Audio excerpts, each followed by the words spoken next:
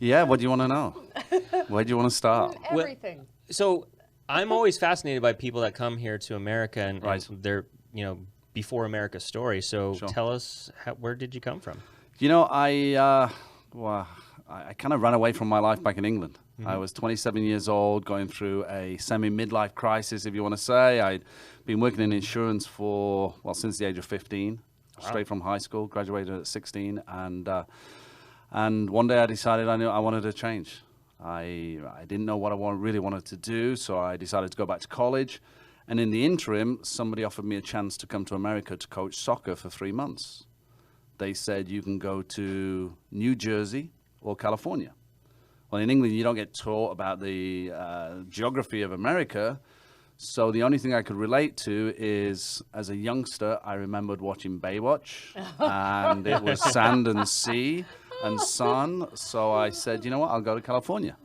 I think you made the better choice. So I flew over in 2002, landed in Redlands of all places, and got my training there. And then I spent the next 3 months traveling around California, staying with host families, teaching kids how to play soccer, got paid for it, got a rental car, only coached 3 hours a day, and kind of fell in love with California.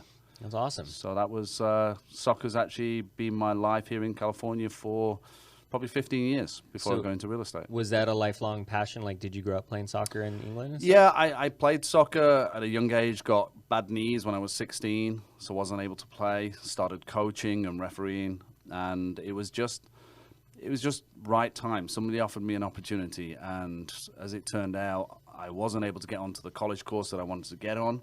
So instead of staying for 3 months, I stayed until Christmas.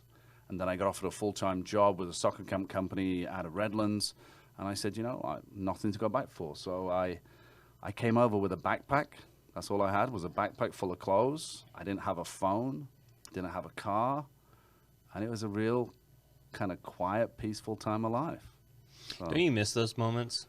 Can you imagine the idea of not having your phone now?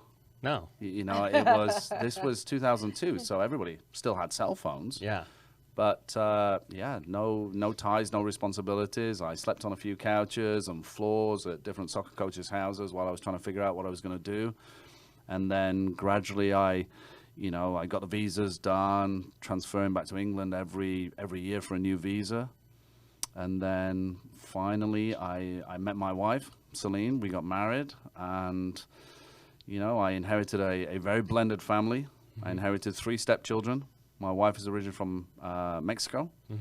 So suddenly we had this Mexican and an Englishman in a house with 3 kids that didn't speak any English, throwing them into school. And it was all such a quick transition. 5 of us in a 1-bedroom apartment for 4 weeks while we found a new rental. We moved into the rental and we got married 5 days later in the back garden. Wow. So it's kind of a unique thing. It was in the back garden. In the back garden, yes. I love gardens. Because we have gardeners. And his wife is hot. I bet.